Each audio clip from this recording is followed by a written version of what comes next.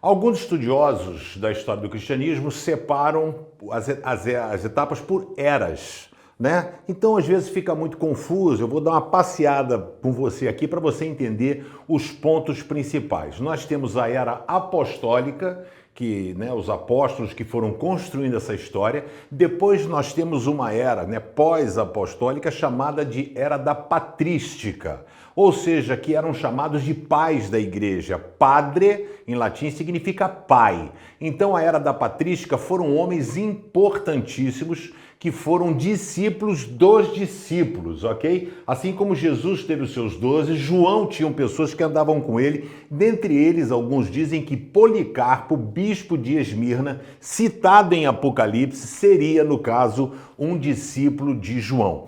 Então a história do cristianismo nessa perseguição, nós terminamos na última aula falando sobre Helena, mas só trazendo um pouquinho aqui, tiveram um registro de pessoas que foram verdadeiros heróis, onde não tiveram medo da morte. Policarpo, a história do cristianismo registra, que ele aos 86 anos disse: eu não vou mais ficar fugindo. As pessoas vieram, pegaram Policarpo, e aí o grande lance era o seguinte: nega o teu Jesus que a gente solta você.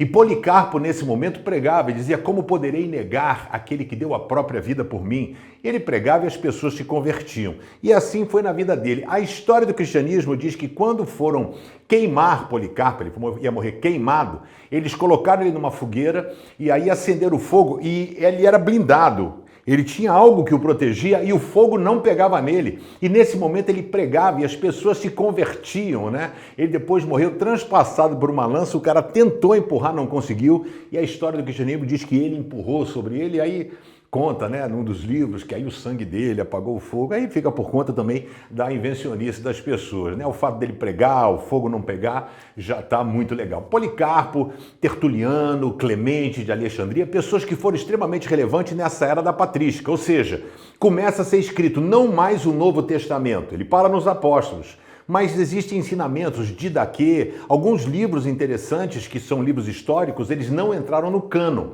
porque a história do cristianismo definiu quais são os livros que valeriam ou não. Existia um cara chamado Atanásio, pelo ano 200 e pouco, ainda na perseguição, que foi um que se aproximou um pouco, basicamente, dos 27 livros que nós temos hoje no Novo Testamento. Ele, mais ou menos, fez essa coletânea, né? E com o passar do tempo, quando então Constantino declara que não haverá mais a perseguição, Constantino convoca um concílio, né? Que algumas pessoas tentam dizer que Constantino, que definiu o Novo Testamento, você talvez deva ouvir falar isso, é lógico que não. Ele convoca ali um grupo de pessoas para decidirem aquilo que vale, o que não vale, regras, etc. E aí, quando começa a entrar a mão do homem, rapaz, é um problema, porque no plano original de Jesus não era para ter denominação. Você é o quê? Eu sou protestante, eu sou assembleia, eu sou metodista, eu sou presbiteriano, eu sou isso aí, eu sou de Paulo, eu sou de Apolo, eu sou de Pedro, não é isso? O ideal de Jesus é que todos nós fôssemos cristãos, um só povo, um só batismo, mas quando o homem entra, por isso eu estou falando da história do cristianismo, as divisões elas começam a acontecer porque eu penso diferente de você. E existiram concílios que foram importantíssimos. Por quê? Em dado momento, a divindade de Jesus era atacada. As pessoas falavam, não, Jesus não foi Deus, né? Quem falava muito isso era o gnosticismo. O gnosticismo, dentro da sua razão, a sua forma filosófica, dizia que o corpo é mau e o espírito é bom. Então, se o corpo é mau e o espírito é bom, e Jesus é bom, ele não pode ter habitado nesse corpo matéria que é ruim. Então, algumas pessoas atacavam a divindade de Jesus, dizendo que ele foi um cara que veio aqui, participou, veio nas coisas. E aí começam a surgir os credos apostólicos.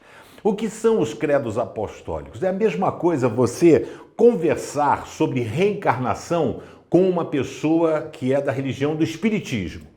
Ok? Então, nós vamos conversar sobre isso. Eu tive uma pessoa que me abordou recentemente. Pastor, qual o problema da reencarnação? Eu falei, depende do qual material você vai usar como base para defender a sua tese. Se você acredita que a Bíblia é a palavra de Deus, nós vamos ver o que a Bíblia diz.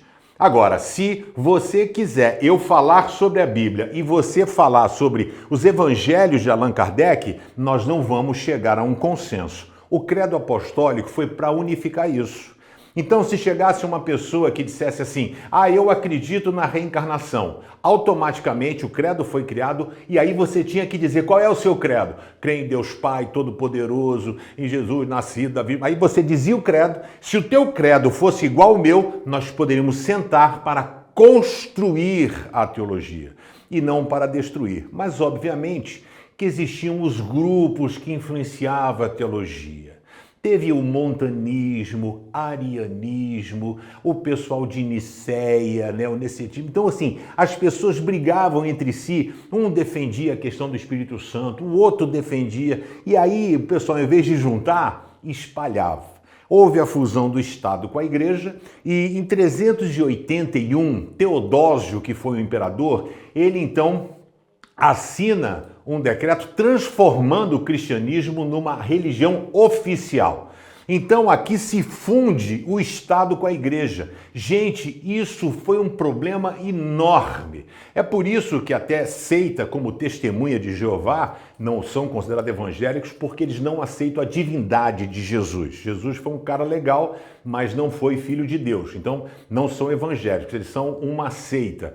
A divindade de Jesus era extremamente atacada de uma forma veemente e eles precisavam fazer uso dos concílios para definir o que valia e o que não valia. Por exemplo, assim, a divindade de Jesus, concílio de Nicéia, concílio de Calcedônia, concílio de Éfeso.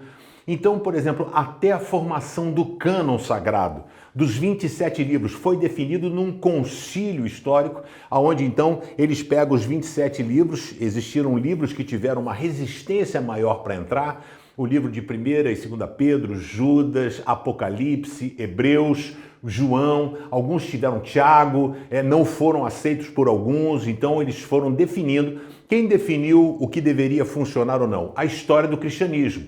Quais foram os balizadores que eles adotaram? Primeiro, apostolicidade. O livro deveria ser escrito por um apóstolo, ok? Segundo lugar, ele deveria ser um livro inspirado pelo Espírito Santo de Deus. Uma definição forte, né? Você definir o que é inspirado por Deus ou não. E o terceiro, que foi o grande validador, porque cânon significa a régua de medir, então se o livro tivesse maior ou menor dessa régua, ele não entrava.